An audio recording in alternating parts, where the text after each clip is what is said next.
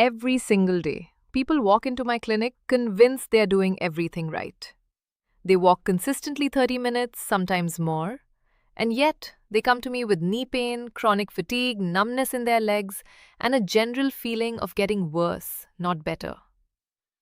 The first question I ask is always the same: how exactly are you walking?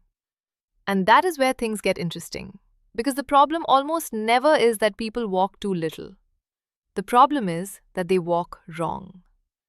And wrong walking is not just wasted effort, it actively destroys your joints, ruins your posture, overloads your heart, and drives chronic inflammation deep into your tissues year after year.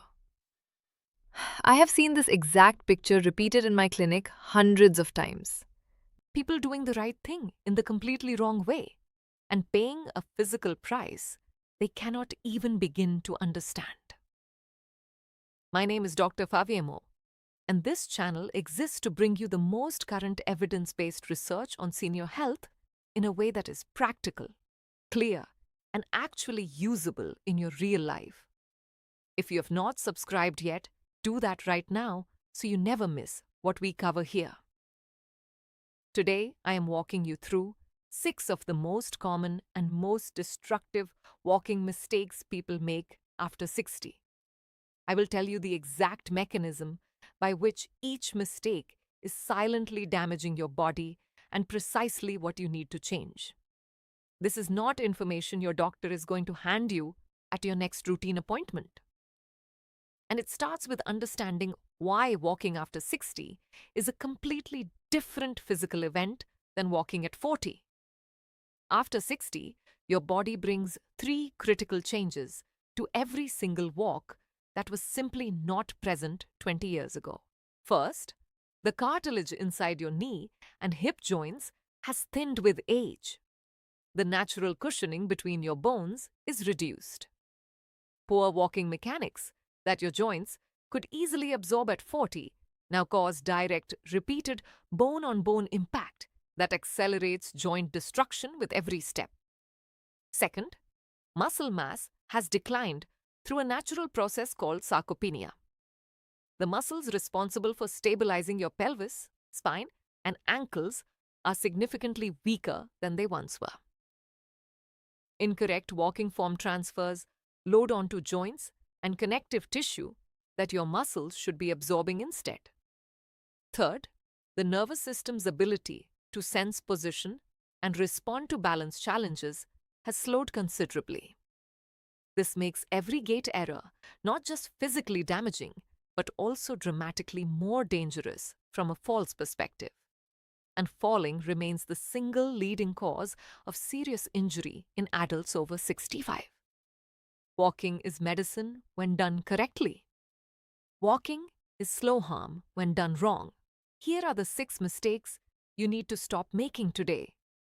The first mistake is walking with your head down and your shoulders rounded forward. This is the single most common posture error I see, and it creates damage that most people never connect to the neck pain, shoulder tension, or back problems they experience daily. Your head weighs approximately 10 to 12 pounds in neutral alignment. For every inch it moves forward, the effective load on your cervical spine doubles. At just 2 inches forward, your neck is already carrying 20 to 24 pounds of pressure with every single step. Over a 30-minute walk, that is thousands of repetitions of excessive load grinding into your cervical discs and facet joints. The rounded shoulders that accompany this posture close off your rib cage, reduce your breathing depth, and increase the cardiovascular demand of the walk for the exact same physical output. People feel more exhausted than they should, and they never understand why. Before each walk, stand tall, ears directly above your shoulders, chin parallel to the ground, chest fully open. Check your posture every 5 minutes because the forward drift happens gradually and completely unconsciously. The second mistake is overstriding. Overstriding means landing your heel far in front of your body, with your leg nearly straight. When the heel strikes extended out in front of you, the knee absorbs a massive braking force with every single step. This dramatically increases knee joint loading, strains the patellar tendon, and over time contributes directly to cartilage destruction and chronic knee inflammation that never fully goes away. Research published in 2024 confirmed that a shorter stride pattern significantly reduces the exact knee forces most associated with long-term joint damage during walking. Walking efficiency comes from step frequency, not step length. A shorter, quicker step with the foot landing beneath the hip produces far less joint impact and delivers the exact same cardiovascular benefit. Shorten your stride and land with your foot beneath your hip rather than extended far in front of your body. A small increase in step cadence with a shorter landing distance reduces joint load immediately from the very first step. The third mistake is not warming up before walking. Most people over 60 walk straight out the door and immediately begin at full pace. No preparation, no gradual transition from rest to movement, nothing. When you begin walking at full intensity from a cold start, your blood vessels have not yet dilated to meet the demand, your heart has not gradually increased its output, and your muscles are not yet receiving adequate oxygen. The result is an abrupt spike in cardiac demand from a resting baseline that puts enormous stress on your cardiovascular system. Research consistently identifies the first 3 to 5 minutes of exertion after rest as the highest risk period for cardiovascular stress during exercise. Cardiac events in older adults cluster disproportionately right at the start of activity. Walk at half your normal pace for 2 to 3 minutes before increasing to your full speed. This gradual ramp allows blood vessels to dilate properly, heart rate to rise smoothly, and muscles to receive oxygen before demand reaches its peak. It costs 3 minutes and may one day matter more than you can imagine. If you have made it this far, you're clearly someone who takes this seriously. You want to see what comes next. But most viewers enjoy the content and scroll away without subscribing. If this is genuinely valuable to you, tap subscribe right now. It takes 1 second and you will not miss anything we put out going forward. I want to pause here because what I'm about to say connects directly to everything we are covering today. Over the years in my clinic, I have seen something very simple make a profound difference for people over 60. It is not about doing anything extreme or complicated. It is about doing the right small things consistently every single day. That is exactly why I created a guide called the 30-Day Blood Pressure Reset for Seniors. It is a simple step-by-step plan designed to support healthy blood pressure through gentle daily routines, light movement, and clear guidance you can follow entirely at home. The connection to walking is direct. Consistent, correctly performed walking is one of the most powerful tools for blood pressure management available to you. But walking done wrong, with the exact mistakes I'm describing today, can actually elevate chronic inflammatory markers and increase cardiovascular stress rather than reducing it. Doing the right movement in the right way is precisely what this guide is built around.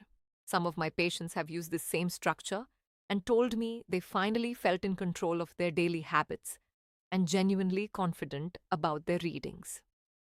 I'm not opening this to everyone. I'm only allowing 30 people through it right now because I want to follow up closely and personally, see how each person is doing. If you feel like your current routine is not giving you the results or clarity you need, click the link in the description or scan the QR code before those 30 spots are gone. And because you are part of this community, I have made it accessible with a 70% discount. After completing your purchase, please drop your email so I can follow up with you personally. Now let us continue. The fourth mistake is walking in the wrong footwear. This mistake causes more cumulative damage than almost anything else on this list because it accumulates completely silently over months before a single warning sign appears. After 60, the fat padding on the sole of your foot thins significantly, removing your natural built-in cushioning.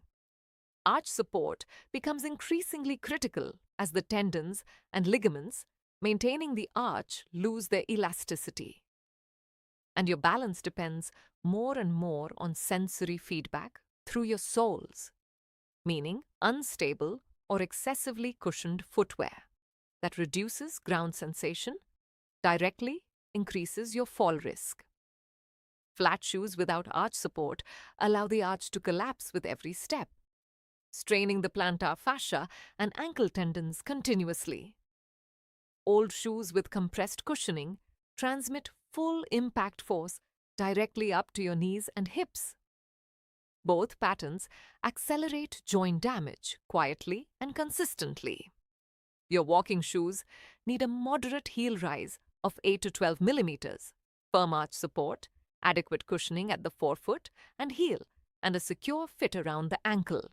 Replace them every 12 to 18 months, regardless of how they look on the outside, because the internal cushioning compresses and fails long before the shoe shows any visible wear. The fifth mistake is walking at a consistently slow pace with absolutely no variation. The research on this is completely unambiguous. Walking speed after 60 is one of the single strongest predictors of cardiovascular health, cognitive function, and all-cause mortality available to medical professionals. A major meta-analysis found that the risk of all-cause mortality is elevated by 89% in older adults with the lowest preferred walking speeds. Walking speed is now formally described by geriatricians as the sixth vital sign. Walking at a comfortable, constant, very slow pace every single day does not adequately challenge your cardiovascular system, does not produce the arterial blood flow improvements that protect against hypertension, and does not deliver the anti-inflammatory signaling that makes walking genuinely therapeutic and life-extending. The solution is interval variation. Spend 60 to 90 seconds of each 5-minute block walking at a pace where conversation becomes noticeably more difficult. Then return to your comfortable pace. Repeated several times across a 30-minute walk, this produces significantly greater cardiovascular and anti-inflammatory benefit than flat, slow walking for the exact same total time investment. The sixth mistake is not cooling down after walking. Most people finish their walk and immediately sit down or stop moving entirely. This abrupt transition is particularly dangerous after 65. During sustained walking, the blood vessels in your legs have dilated significantly to deliver blood to your working muscles. When you stop suddenly, that blood does not immediately return to the heart. Cardiac output drops abruptly. Blood pressure at the level of the brain falls rapidly. This is exactly why so many older adults feel dizzy or lightheaded immediately after stopping exercise. It is called post-exercise hypotension, and it is a direct consequence of stopping too quickly. Reduce your pace progressively over the final 2 to 3 minutes until you're walking very slowly, then stop completely. This gradual deceleration allows blood pressure to adjust smoothly and allows the heart to reduce its output in an orderly and safe way. The same principle as the warm-up, but in reverse and equally important to your safety. 6 mistakes, 6 corrections, all of them free. All of them startable on your very next walk. Walking with your head forward and shoulders rounded damages the cervical spine and suffocates your breathing efficiency. Overstriding loads the knee joints with braking force that slowly erodes cartilage over time. Skipping the warm-up creates abrupt cardiovascular demand during the highest risk window of your walk. Wrong footwear silently transfers full impact to joints already working with dramatically reduced cushioning. Walking at a constant, slow pace fails to deliver the cardiovascular and anti-inflammatory benefits that make walking genuinely protective and life-extending. And stopping too abruptly drops blood pressure and produces the dizziness that leads directly to dangerous falls. Pick one mistake you recognize in yourself right now and change it on your very next walk. That is all. One change consistently applied produces real and measurable results. Tell me in the comments which of these 6 mistakes you are currently making. I read every single comment, and your answers directly shape what I cover next. Before you go, I want you to think about something important. Most people keep waiting for the perfect moment to take their health seriously. That moment almost never comes on its own. That is exactly why I put together the 30-day blood pressure reset for seniors.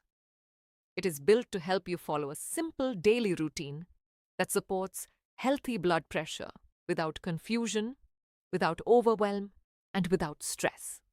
It includes gentle exercises, clear daily habits, and a structured plan you can actually stick to day by day. I have seen people in my care feel genuinely more confident and more in control simply by following something organized and consistent like this. Right now, I'm keeping it limited to just 30 people because I want to treat it like a small group I can personally observe and support. Once those spots are filled, I will close it completely. If you feel ready to start something simple and structured today, click the link in the description or scan the QR code to get your copy now. And since you're part of this community, like family to me, I have added a 70% discount so you can get started without any worry about the cost. After completing your purchase, please drop your email so I can follow up with you personally. I will check in with you directly and help you stay consistent with the plan every step of the way. Disclaimer: everything shared in this video is general educational information based on published research in biomechanics, geriatric exercise science, and cardiovascular medicine. It is not personal medical advice for your individual situation. If you experience joint pain, chest discomfort, shortness of breath, or dizziness during or after walking, please consult your doctor before continuing your walking routine. This information is intended to support your health conversations, not to replace them.